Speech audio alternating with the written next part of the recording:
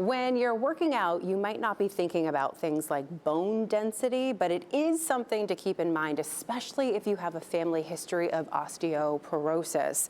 Louise Mills-Strasser is a coach and personal trainer at the Form Lab in Falmouth. She's here to talk to us a little bit more about bone density and how strength training can help keep our bones strong. Thanks so much for being with us, because I feel like when you're younger, maybe you're not thinking about things like bone density, but as we age, it is something to keep in mind, and there are ways that you can keep your bones strong. So I get a lot of clients who come to me and they're like, my doctor said I need to do weight-bearing exercise or I need to do resistance training. And then they ask me, what is that? Right. And so I'm like, perfect, I got you. Yeah. Thinking about our bone density, doing resistance training or weight-bearing exercise, that's gonna be something that stresses your bones, that causes them to build back a little bit stronger after each session, okay? That's what we want. We want to improve our bone mineral density. So dumbbell exercises, resistance band exercises, or even just impact activities like walking and hiking or playing tennis, something like that.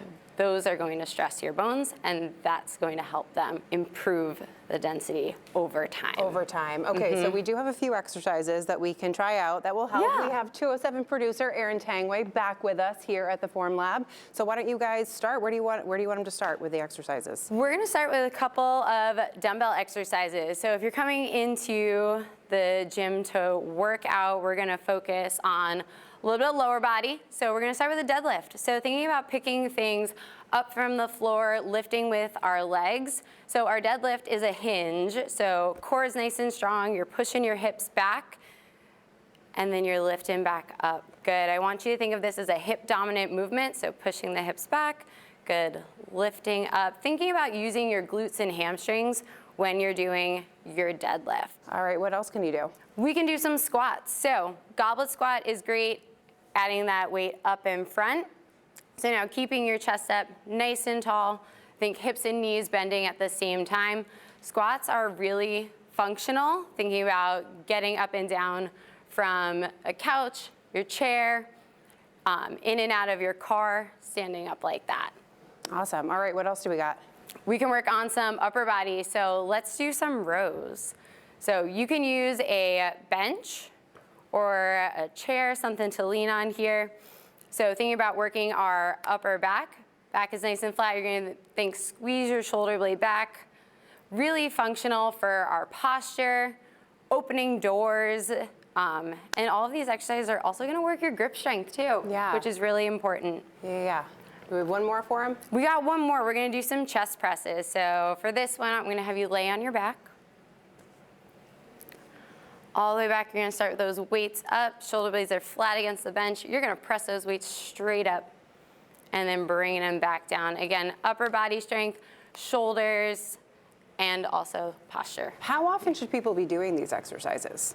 So research shows that doing strength training 2 to 3 times a week is really going to be great for improving, if not maintaining, your bone density, but the most important piece is doing it consistently. So if you're starting off and doing 1 day a week, if you can do 1 day a week, at least, for a year, awesome. Yeah, better than nothing. Exactly, and then, you build yourself up to 2 days or 3 days. Yeah, what about strengthening our hips and our back? How does that come into play? Yeah, hips, back. Most common places people are diagnosed with osteopenia or osteoporosis. So planks are a really good way to work on core strength and stabilization. So should we try some planks? Sure. Go for it, Erin. Come on down to the ground.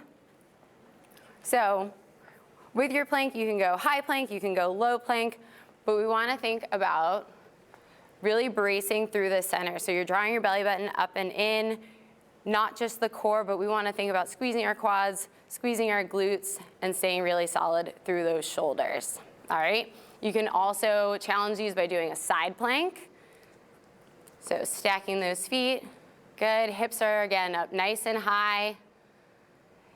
If doing this on the floor is a lot, we can also come up and do it on an incline. So you can lean against something like the bench and prop yourself up. You can also do them off of, your kitchen counter or something as well too. So starting and meeting yourself where you're at in your fitness journey and then building from there. Great information, great tips. You can find Louise at the Forum Lab in Falmouth. Thanks so much. We appreciate it. If you want to learn more about this for yourself, just head to the 207 section of our website and app. And don't go anywhere. We're back with our show right after this.